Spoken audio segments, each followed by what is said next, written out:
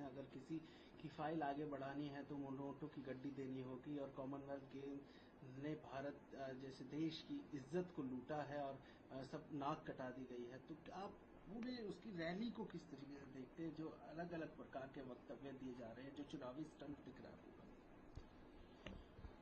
मुझको लगता है कि भारतीय जनता पार्टी और खास तौर से नरेंद्र मोदी जी ये समझ लिए कि बस चुनाव हो गया, उनको भाजपा ने उम्मीदवार क्या बना दिया, वो समझ रहे हैं कि हम प्रधानमंत्री हो गए।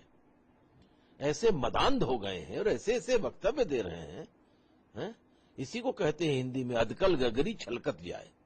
ऐसे ऐसे वक्तव्य दे रहे हैं जिसका कोई ठिकाना नहीं। सबको बेईमान बता रहे हैं, सबको कुछ। ठीक है, नीतियों की चर्चा हो, विदेश नीति की चर्चा हो, भ्रष्टाचार की चर्चा हो, अप्राकृतिक भ्रष्टाचार की चर्चा हो, इस पर चर्चा हो। कांग्रेस पार्टी में तो भ्रष्टाचार आकंठ डूबा है, लेकिन मुझे बताइए ना, येदियुरप्पा जी को क्यों भ्रष्टाचार हुआ? मोदी जी, रेड्डी बंधु 1 लाख करोड़ रुपए जो आपकी पार्टी के मिनिस्टर थे कर्नाटक में, वो खा गए, क्या हुआ?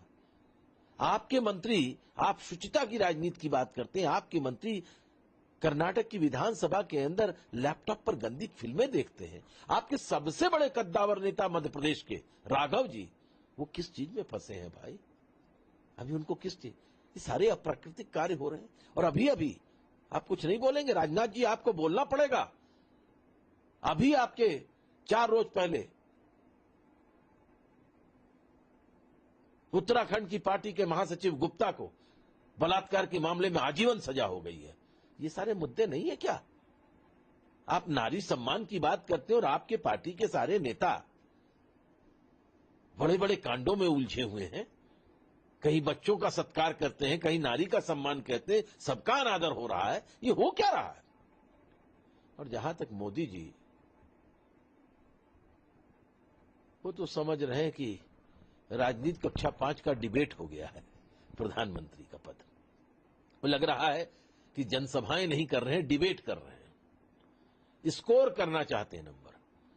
आदर्श राज्य बना दिया है उन्होंने गुजरात को। गुजरात का उदाहरण देश का उदाहरण नहीं बन सकता। और गुजरात में किया क्या है आपने? गुजरात तो पहले से संपन्न देशों में है, प्रदेशों में है। ठीक है, गुजरात देश का हिस्सा है, लेकिन आप 6 करोड़ गुजरातवासी, बाकी लोग क्या है, मूर्ख हैं क्या? सांप्रदायिकता आप पैदा कर रहे हैं। आप जिस तरह का आज भाषण दिया है आपने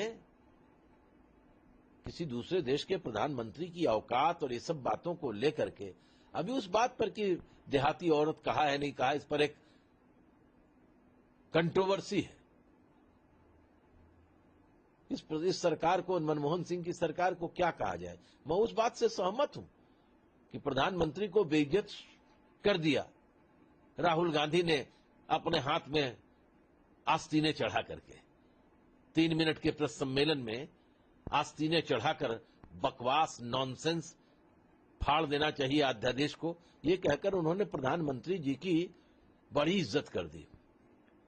कितनी इज्जत कर दी नहीं मालूम। जितने प्रकार के डिओड्रेंट्स और खुशबू हो सकती थी उन पर बौछार करके तराबोर कर दिया उन्होंने। अब वो खुशबू ही देते रहेंगे। लेकिन ये भी सवाल खड़ा हुआ है कि राहुल गांधी, आप कहां रहते हैं? दामिनी का पूरा मामला प्रदेश चलता रहा देश में, हजारों हजार लोग दिल्ली में उतर करके, नौजवान नवयुवतियां सड़क पर आए, आपका एक वक्तव्य नहीं आया। आप देश में थे या प्रदेश में थे नहीं मालूम। ये अध्यादेश 2 बार कैबिनेट में डिस्कस हुआ भ्रष्ट नेताओं को सजा याफ्ता लोगों के संबंध में, तब आपका विवेक नहीं जागा। राष्ट्रपति जी ने जब इस सवाल के ऊपर प्रश्न कर दिया तब आए। और भारतीय जनता पार्टी क्या कहती है? राज्यसभा में उन्हीं के समर्थन से यह अध्यादेश पारित हुआ था। भारतीय मोदी जी, आपकी पार्टी के नेता चित भी मेरी पट भी मेरी। राज्यसभा में उनका जो चरित्र था उजागर नहीं हो गया। दागी मंत्रियों को, दागी सांसदों और विधायकों को बचाने के लिए ये जो अध्यादेश लाया गया, इसके समर्थन का राह किसने खोली थी? आपके तो बड़े मित्र हैं, सुप्रीम कोर्ट के जज हैं, सुप्रीम कोर्ट के मानिंद वकील हैं, बड़े वकील हैं, नेता विपक्ष हैं, अरुण जेटली जी। जानते नहीं थे सब चीजों को, पारित तो उन्होंने करवाया। और अब राष्ट्रपति से मिलने सबसे पहले पहुंच गए। वाह रे वाह, इसी को कहते हैं लंगड़ बिलार घर में शिकार। भोजपुरी की एक कहावत है। मैं नहीं समझता कि मोदी जी का भाषण किसी घनत्व का भाषण है, गुरुत्व का भाषण है। सांप्रदायिकता पैदा करना, सांप्रदायिक ये सब स्थितियां, जिस तरह का प्रयोग अंतर्राष्ट्रीय स्थितियों को, पाकिस्तान की स्थितियों को लेकर आप कर रहे हैं, प्रधानमंत्री को लेकर कर रहे हैं, इससे निकल क्या रहा? आप क्या हैं? आप बताइए ना, आपका क्या हुआ? आपका क्या हुआ? प्रधानमंत्री का तो ठीक है कि राहुल गांधी ने उनकी स्थिति को चकनाचूर कर दिया, लेकिन भोपाल के मैदान में पैर छूने के बाद आपकी स्थिति को नगण्य बना दिया अडवाणी जी ने। उस पर क्या कहना है? सर, वहीं आपने अभी जैसा बताया देहाती औरत का वक्तव्य पर नवाज शरीफ साहब ने जिस तरीके से कहा, और उसके बाद आज उनकी ये मुलाकात होने वाली है। काफ़ी ज़्यादा राजनीतिज्ञों ने इसको काफ़ी ज़्यादा क्रिटिसाइज़ किया है कि भाई जो होता है चार दीवारी के अंदर होना चाहिए, बाहरी मुल्क में अगर ऐसा होता है तो ये काफ़ी निंदनीय है और ये ऐसा अशोभनीय है, ऐसा नहीं होना चाहिए। आपको नहीं लगता कि अगर इस प्रकार के वक्तव्य आते हैं तो क्या नैतिकता के आधार पे इनकी मुलाकात होनी चाहिए या नहीं? अगर होनी भी चाहिए तो अब किस तरीके से आप देखते हैं कि आज की इस मुलाकात होगी? हाल में जो पाकिस्तान की तरफ से घटनाएं घट रही हैं और सीमाओं पर जिस तरीके से अतिक्रमण हो रहा है, हमारे जवान मारे जा रहे हैं, कहीं न कहीं इन सब पूरे पीछे पाकिस्तान की आईएसआई, पाकिस्तान की सेना और पाकिस्तान की सरकार का हाथ है। और अगर नवाज शरीफ कह रहे हैं तो मेरी सरकार का हाथ नहीं है, तब वो जीरो प्रधानमंत्री हैं। परिस्थितियों पर उनकी पकड़ नहीं है। हीरो कोई और है, आप जीरो प्रधानमंत्री हैं।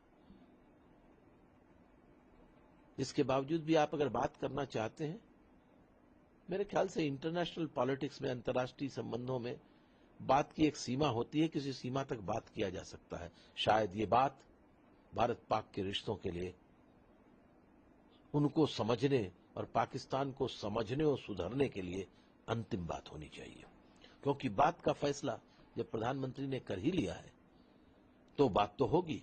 लेकिन मैं ये समझता हूं कि प्रधानमंत्री को भारत के विदेश नीति के निर्माताओं को समझना चाहिए और इसकी गंभीरता को समझना चाहिए कि पाकिस्तान की वर्तमान नवाज शरीफ सरकार को समझने के लिए, परखने के लिए, सुधरने के लिए, बदलने के लिए, मूल्यांकन के लिए यह आखिरी बातचीत हो सकती है।